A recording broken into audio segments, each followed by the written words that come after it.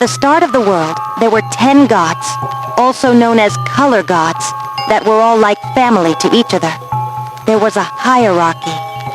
The main god, the strongest god that rules the most and takes care of the main problems, the other gods. Fully grown gods that rule over one dimension and the semi-gods. Young gods that didn't reach 18,000 years, so they can only help with major or mild tasks and dimensions. Yet they can't fully rule one, not until they're 18,000 years old. As there were 10 gods, the names were Asamat Kepereson, the main god, Indradanu Rainbow Pelangi, first god, Raduga Enfis Iris, second god, Balangao Dogana Nur, third god, Arcobaleno Umnyama Aniwaniwa, fourth god, Bogi Ruindanyo, fifth god, Aransa Murarabungu Utawaleza, sixth god, Kemarma Hungaiji, seventh god, Nutingo Arco Chuknohani, first semi-god, and Mivula Intotnu Umukororombia, second semi-god. Asamat Keperezon, Asa, was the main god that was a gender-neutral cherubim that represented creation in general and a human. It has no age and uses they-it pronouns. Indradhanu Rainboge Pelangi, Pela, was the first god that was a female seraphim that represented water and a fish. She is 4,000 years old and uses she-they-it pronouns. Raduga Enfis Iris, Rainbow, was the second god that was a male seraphim that represented air and an eagle. He is 21,000 years old and uses he, they, et pronouns. Balangao Dogana Nur, Dogan, was the third god that was a male seraphim that represented nature and a deer. He is 8,000 years old and uses he, they, it pronouns. Arcobaleno Umnyama Aniwaniwa, Yama, was the fourth god that was a female seraphim that represented earth and a fox. She is 25,000 years old and uses she, they, it pronouns. Bogi Ruindanyo, Bog, was the fifth god that was a male seraphim that represented the sun and a phoenix. He is 3,000 years old and uses he, they, it pronouns. Aransa Murarabungu Utawaleza, Leza, was the sixth god that was a female seraphim that represented the moon and a wolf. She is 18,000 years old and uses she, they, it pronouns. Kemarma Hung Aiji, Kema, was the seventh god that was a female seraphim that represented death and a snake.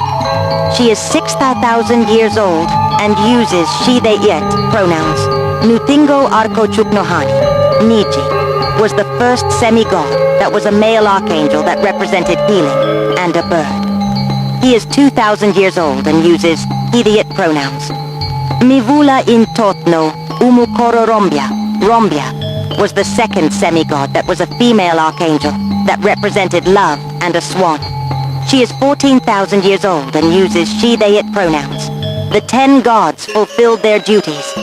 Asa ruled and told everyone what to create and assigned roles. Pella made water and aquatic animals.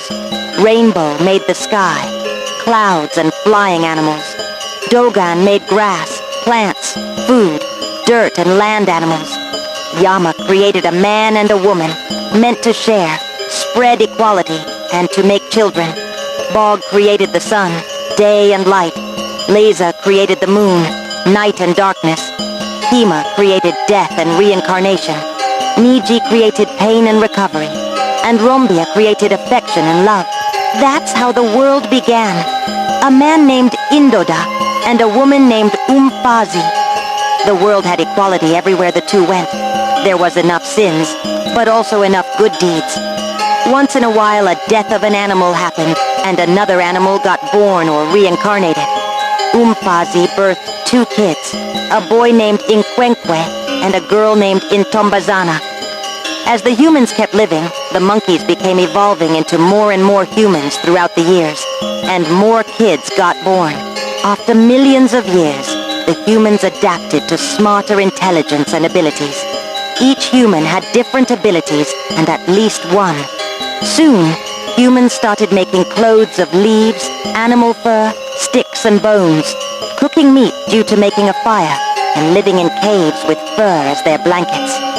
Once the gods noticed that the humans could live without them, they left to watch them in their paradise, also known as Ezulwini. Soon enough, the caveman life evolved into modern life, with electronics and cities, with people still wondering about religions. The books of the color gods got lost very quickly, and new books came in like Quran, the Bible, and more. With so many new religions, people moved on from the color gods' religions, also known as Umbalaism. Most people went the Christian way, some the atheist way, and some an even more different one. Asa, seeing that more and more people didn't believe in Umbalaism, they felt anger and the need to punish them for forgetting important books meant for them, so they made eternal suffering and eternal death with the help of Kima. Kima made a new dimension with pitch darkness and nothing, pure boredom, tiring the person mentally and killing them out of pure boredom before reincarnating them, hoping to give them a second chance to find the Book of Umbalism. The dark dimension was called Isihogo, the complete opposite of Ezulwini, which had clouds, birds, the sun, and eternal entertainment. As the gods decided on the dimensions they shall rule, Asa made small parts of Ezulwini for every god to customize and rule over their residents, also known as Isiporhos, or ghosts. Soon enough, Asa decided that belief shouldn't judge someone if either they go to Ezulwini or Isihogo, so he let all the believers in, and punished only those who sinned too much. Since every god had different parts of Ezulwini, they named them different names. Asa had the whole control over Ezulwini, so they didn't have to name more parts. Pelas Ezulwini was Amanzi, Rainbows was Umoya, Dogons was Indalo, Yamas was Ukuzalwa, Bogs was Ilanga, Lezas was Inyanga, and Kemas was Ukufa, while the semi-gods, Niji and Rombia, went to help the gods. Niji picked to work with Rainbow, and Rombia went to work with Yama. Every god had a white void in their parts of Ezulwini, but they all had one building to keep their Isiporhos warm in, and they decided to color-code the Isiporhos so it would be easier to tell them apart. The Ezulwini parts you appear in after you die isn't to choose, it's simply randomized.